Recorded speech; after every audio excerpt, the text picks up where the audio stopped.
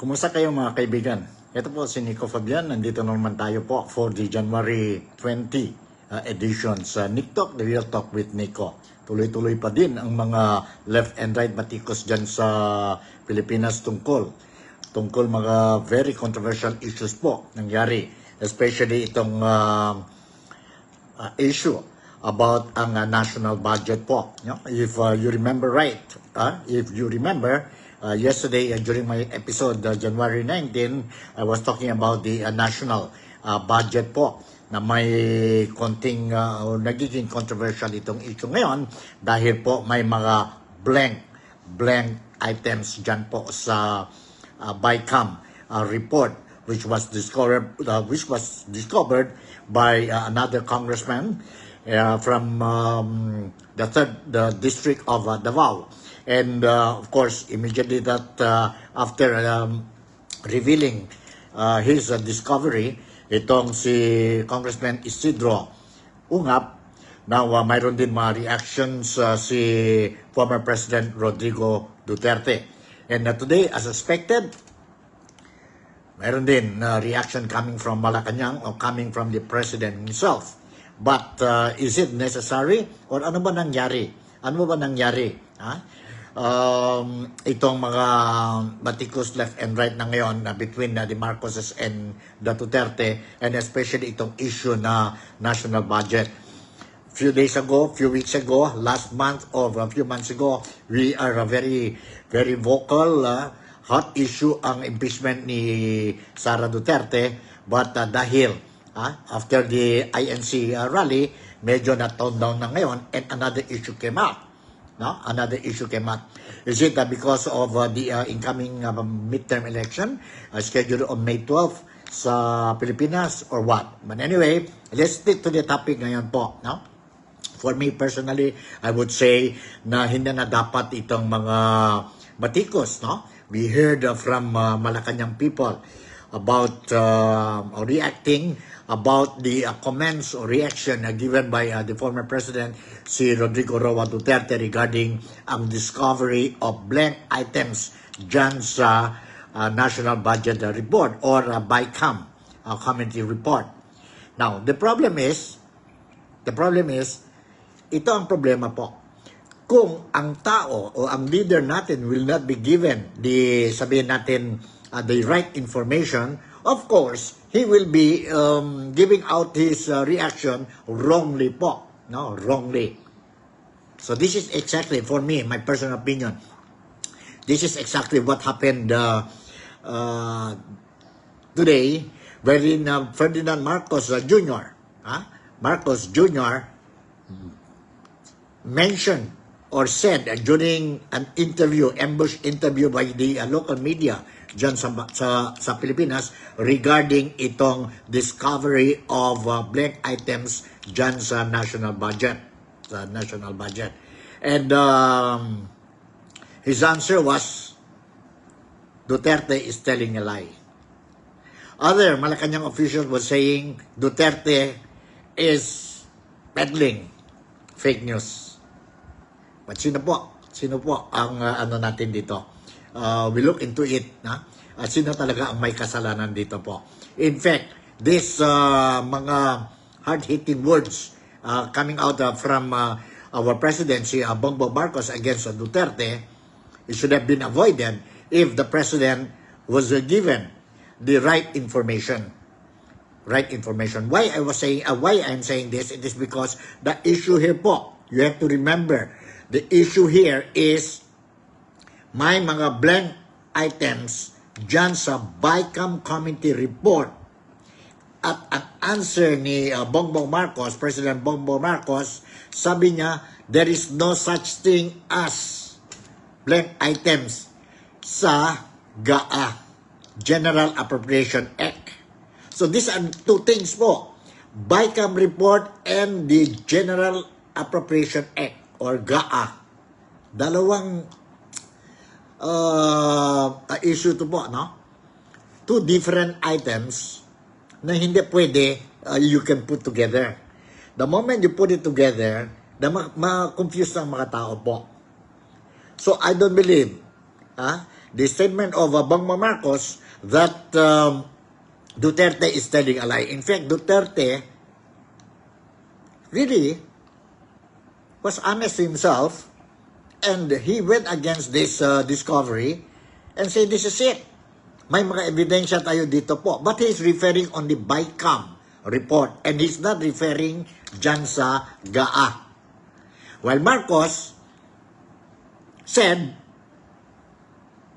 Duterte is telling a lie because no such thing as blank items sa GAA. Sa GAA. Yun sa national budget natin po. Totoo. Both sila totoo po. Ang problema dyan, sino ba nag-advise kay Bongbong Marcos, kay President Bongbong Marcos? Misinformed si Bongbong Marcos or President Bongbong Marcos. But anyway, let's go straight to the point na po. No? Let's go straight to the point. Ano ba ang sagot? Ano ba ang sagot ni President Bongbong Marcos or ang reaction niya when the reporters asked for his comment regarding itong discovery and ang comment ni former President Rodrigo Roa Duterte regarding the issue. Ito po ang comment ni President Bongbong Marcos. You listen to this. You listen to this. Ito po. You listen to this. Diretso-diretso na tayo po para wala na tayo maraming pasakalye. Ito po, this is the interview, ambush interview today kay President Bongbong Marcos. You listen to this. Magandang umaga. Good morning, everyone. Yes. Sir, kunin lang po namin yung reactions niyo regarding Yung? reactions niyo, sir, regarding sa allegation mo ni former President Duterte regarding sa black item. He's lying. He's a president. He knows that you cannot pass a GAA without with a blank. He's lying. He's lying because he knows perfectly well that that doesn't ever happen. Sa kasaysayan ng buong Pilipinas, hindi pinapayagan na magkaroon ng item ang GAA nang hindi nakalagay kung ano yung project at saka ano yung gastos, ano yung pondo. So, it's a lie. I was watching the news earlier today and people were saying it's 4,000 pages. Paano namin ibubusisiin yan? Ang gaganto para titignan namin isa-isa.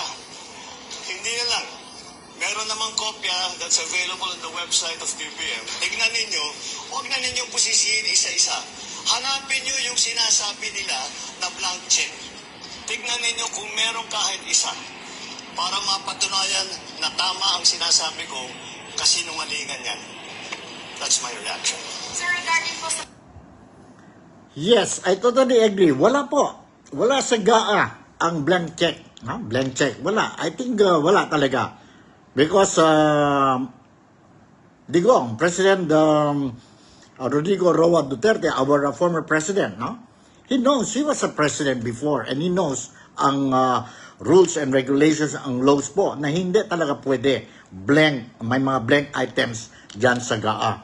But what he was talking about is ang bakit may blank items sa bicameral committee report.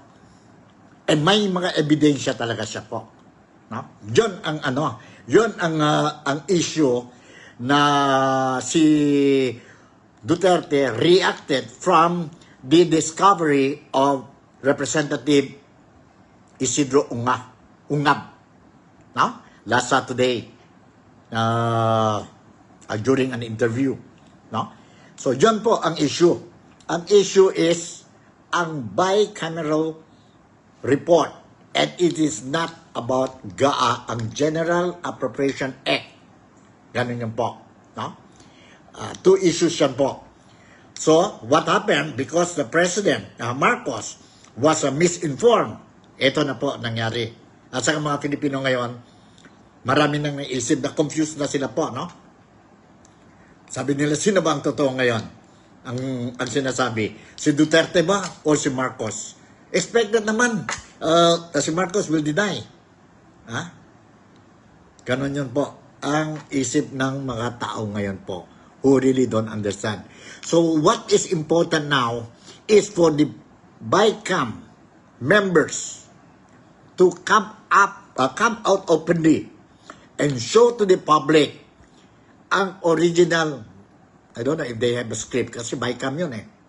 Wala yun. It is strictly among the members lang yun po, no? But to stop the issue here, siguro po, it's about time for the members, BICAM, a committee to come up and clear the air. Clear the air po. Bakit mayroon blank item? Is it just a draft? A draft pala yun. Posible din yan po, no? Draft lang yon, and then it was given a copy to the congressmen, sa lahat ng mga congressmen natin, 300 plus, and it was just a draft, but it was not stated that it is still a draft, no? Posible din yon. At saka if it's not a draft, then why it happened? Bakit mga blind items? Kung totoo din yon, may mga blind items which we have seen ang ebidensya ni Congressman Isidro Ungap, may mga ebidensya din siya. And kung totoo din yan, now, bakit? And who? Yung blanco na yon, yung blank na yon, items doon, sino naglagay ang mga figures doon? And which Duterte, the former president of the Philippines, was saying it is wrong and it is a criminal act. And what is the punishment? You will be jailed for the thing. Ganon yan po. No? Ganon yan po. That's the issue. So because of this misinformation, wrongly advised by who? What? Secretary or Executive Secretary Lucas Bersamin? Wrongly informed? Or sino pa mga advisors ni Bongbong Marcos? He was not made clear na the topic is on BICAM report and not GAA. And not GAA. Should, I believe, should, the President was properly briefed and informed, no? I think the President will say a different statement. A different statement. Not that statement saying he is lying, referring to Duterte. Kasi ibang perceptive niya eh. Perception niya eh, sa issue. He is more focused on the GAA. And hindi pala yon ang issue. Ang issue dyan dito sa BICAM report. And yun po ang problema. Yun po ang problema. Let's listen. Just as a reminder lang po. Hindi na tayo magtagal dito. Kasi marami pa mga things that I have to do being a responsible journalist dito po sa Malaysia. Now, let's listen to this also. A very brief statement coming from former President Rodrigo Roa Duterte the other day, no? Or yesterday, which I already aired this thing. Let's listen po. Let's listen to this. Remind Congress, mali ho yan. It's invalid. Please correct it. Or record the budget and demand an explanation kung bakit dumating sa inyo yan na ganun kablangko. Otherwise, sabihin ko sa mga Pilipino, huwag na kayong bayad ng buwis ninyo. Ganun lang naman pinagsasayang ito mga kumang na to. Bukod sa mga sinasabing bangkong items sa Bicameral Conference Committee report ng 2025 General Appropriations Bill, question din ng mga kritiko sa 2025 national budget ang tinapisang pondo ng Department of Education at zero government subsidy para sa Philippine Health Insurance Corporation. Rosa Licos. Yan po ang statement ni former President Rodrigo Roa Duterte. Rodrigo Roa Duterte. Now, let me read you the story. It will be out in the national papers dyan sa Manila bukas. Let me read you one news article regarding this issue. Ito po, sandali Ito po. Saan na yan para klarong-klaro tayo po, no? So that things will be cleared. Kailangan ito po. I think I have to read this story. News article po, no? Ang title ng news article dyan po sa GMA News, no? Sa GMA News. Palace, Rodrigo Duterte peddling fake news on 2025 budget. Listen carefully po. Dadaan tayo dito sa news. Malacanang on Monday, or today, denounced the allegation made by former President Rodrigo Roa Duterte regarding the alleged discrepancies in the 2025 national budget, saying that the allegation made should be dismissed as criminal. As criminal. Yon po ang statement ng Malacanang. In a press statement, ang Executive Secretary ng Pilipinas ni Marcos, si Lucas Bersamin, said Duterte and other individuals' move was an act of peddling misinformation. Ngayon, si Duterte pa may kasalanan. Some quarters, including a former president, have maliciously peddled fake news about President Marcos having signed the GAA, General Appropriations Act of 2025, which certain parts of the enactment purposely left blank to enable the administration to simply fill in the amounts like in a blank check, Bersamin said. Wala yan po. Duterte is not talking about the GAA. He's talking about the PICAM report. So, mali na naman po, no? For me, that's how I look at it. Mali.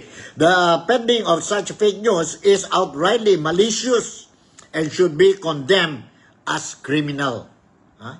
No page of the 2025 national budget was left unturned before the President signed into law, he added. Si Bersamin added, correct po, because you're talking about GAA. You are not talking about the BICAM report. Bersamin stressed that all of the 4,057 pages of the 6.326 million pesos budgets, two thick volumes, were exhaustively reviewed by hundreds of professional staff from the Congress and the Department of Budget and Management. No question about it. Thank you very much. Hundreds pala yun po, mga professionals. They scrutinize. Maganda yun po. Maganda yun. No issue tayo dyan po.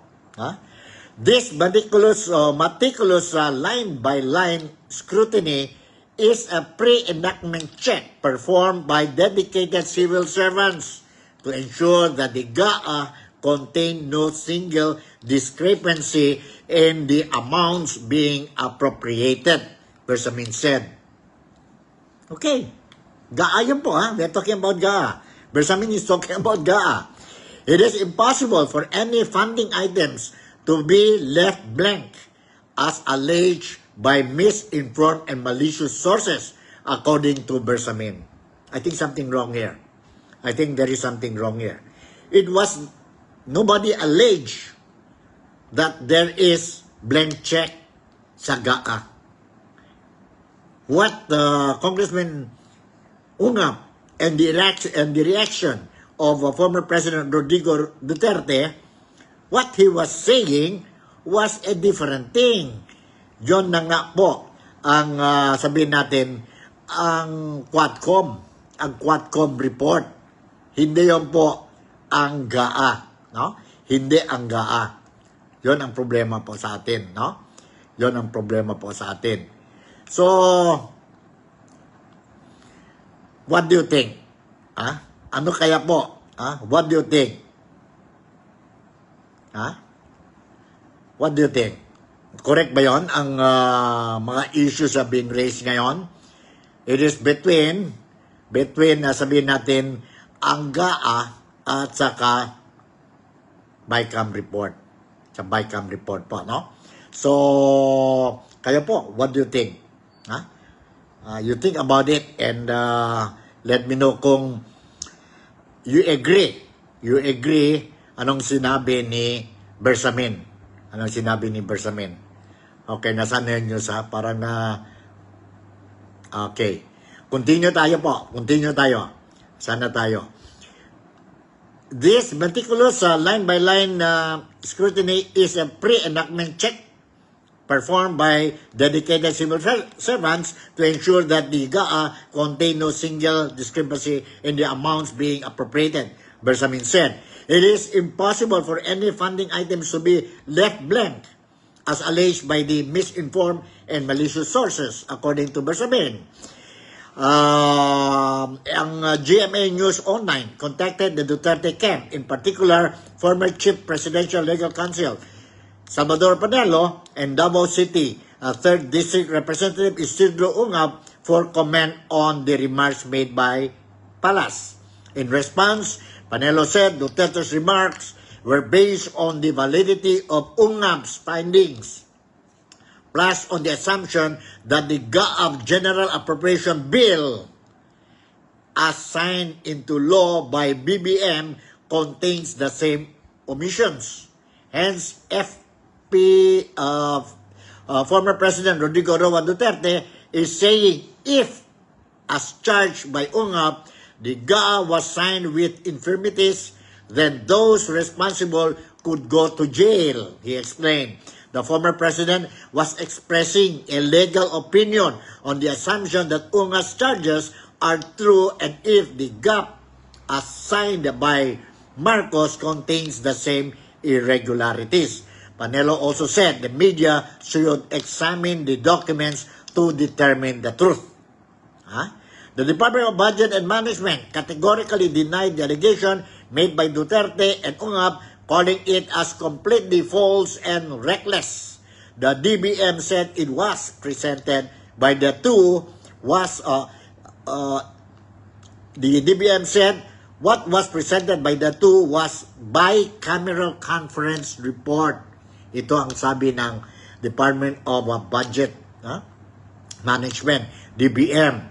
The DBM said what was presented by the two, it means si Ungab and Duterte's reaction, sana yun, was the bicameral conference committee report. Totoo naman yun po.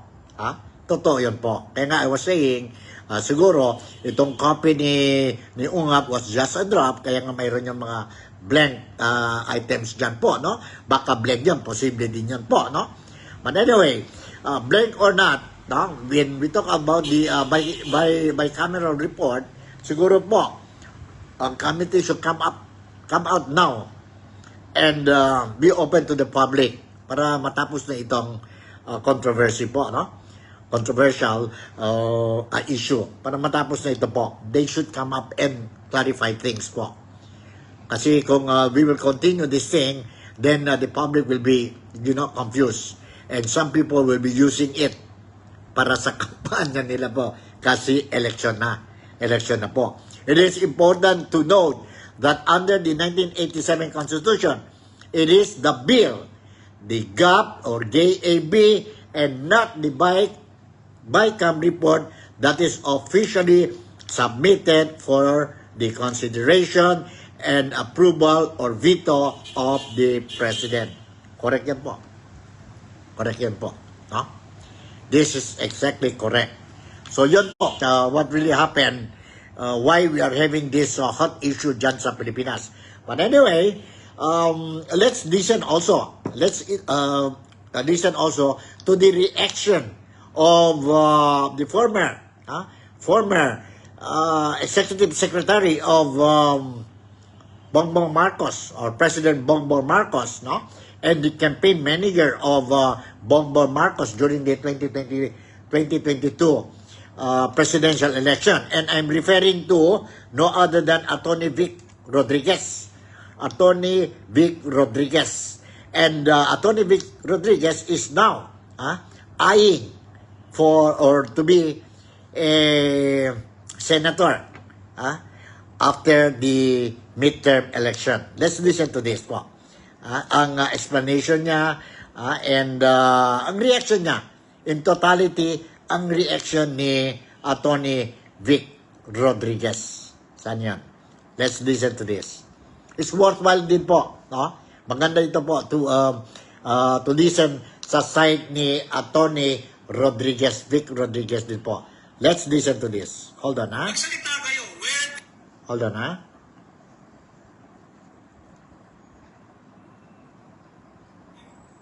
Magsalita kayo whether you are pro or against this blank bicameral conference committee. Magsalita kayo, ipaliwanag ninyo. Baka meron po kami hindi nalalaman na alam ninyo. Baka naman po talagang yung blanco kagawian na ninyo dyan sa Senado at sa Kongreso. Ipaliwanag ninyo. Subalit, wala po kasing paliwanag dito Hindi mo pwedeng ipaliwanag ang mga dokumentong blanco. Tama ho, ulitin ko. Tama si Pangulong Duterte. It's like signing and giving away a blank check. Bahala ka kung magkano mong gustong gastusin. At ito po ay malinaw. Pinakikita ko po ang mismong dokumento. Pinakikita ko po ang ebidensya. Meron po itong evidentiary value. Dito po maiipit sa kasong kriminal lahat ng pumirma. Because this is a clear abandonment of a sacred mandate na bantayan ninyo ang pera ng mga Pilipino. Inabandonan ninyo. Iniwan ninyong blanco. Sino ang nagpuno ng mga blanco? Yan ang pag-usapan natin. Yan ang masarap pag-usapan. Yung sinasabi ng Malacanang na fake news dahil daw po yung GAA, hindi po ito GAA, ito po yung final piece of document na naging pundasyon ng GAA, yung General Appropriations Act o yung budget. Ito po yung ating inilabas kasama si Pangulong Duterte at si Congressman Sid Ungap noong 2 nights ago. Hindi po yung GAA. Dahil po yung GAA, mga kababayan, alam mo ninyo yung GAA, yung budget for 2025, lumabas lamang ang printed copy niyan kung meron pong taga-kongreso rito at Senado. Pakitama po ako kung mali yung aking take. Ay January 14 or January 15 lamang ngayong taon na ilabas yung final and printed copy ng GAA, ng General Appropriations Act. And according to my good friend, Congressman Sid Ungap, sinabi niya na dati pagkatapos silang magbakasyon, tuwing Pasko, pagbalik nila, nasa mesa na nila agad yung GAA, yung final and printed copy. Ngayon, katangi-tangi. January 14 or 15 pa lang nila na ilathala yung printed copy ng GAA. Bakit? Kasi nga panay blanco ho We can only surmise now na kaya na-delay yung printing ng GAA kasi nga panay blanco, minamasahe pa yung figure. Meron pang isang tanong, so ano pinirmahan nung December 30? Ano yun? Pakitang tao lang? Ano yung pinirmahan? Sapagkat ang pag-iimprenta po ng final copy ng GAA, 4 hanggang 5 araw lang. O lagay mo ng holiday, sabihin mo ng 7 araw, dapat yan January 8 meron na. January 14 ho, mga kababayan. Again, I would like to repeat, yung ating taunang budget is one of the, if not the most important piece of legislation that our legislators passes every year.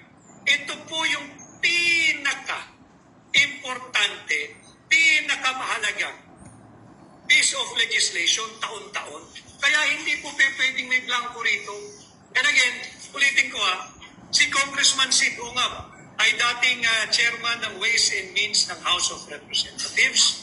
Si Congressman Sid Ungap na nakadiskubre ng malaking anomalyang ito ay dati naging vice chairman ng Committee on Appropriation at si Sid Ungap ay 2 beses naging chairman ng Committee on Appropriation.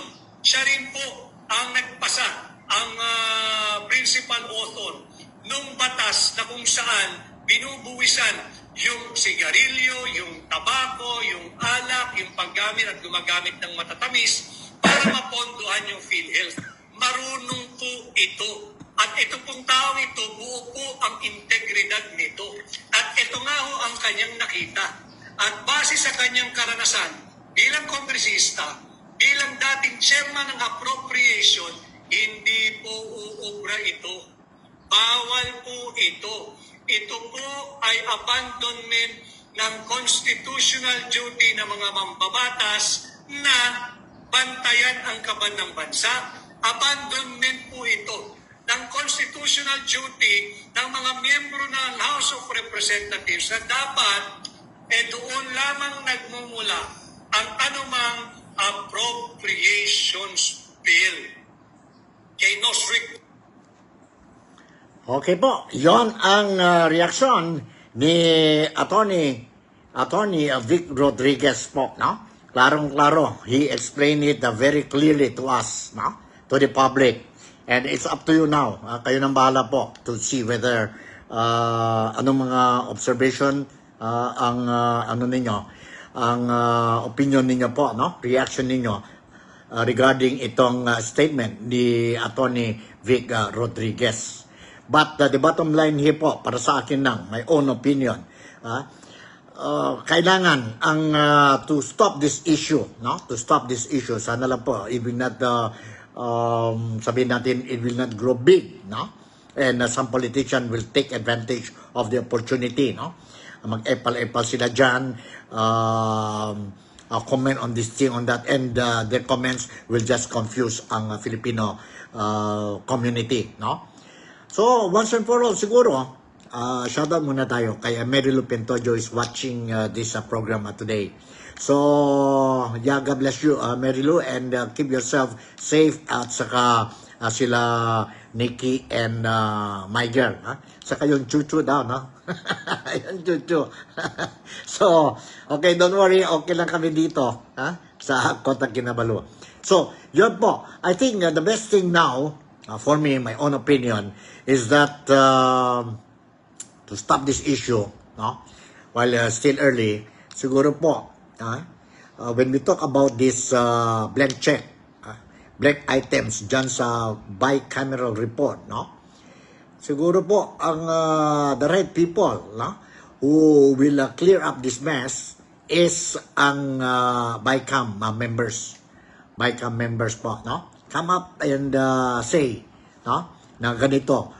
Bakit nangyari ito? Bakit may blank items dyan? Draft lang pa ba yan? Or ano? Or ginawa talaga ninyo ito? And later on, somebody will fill up the blank. Fill up the blank.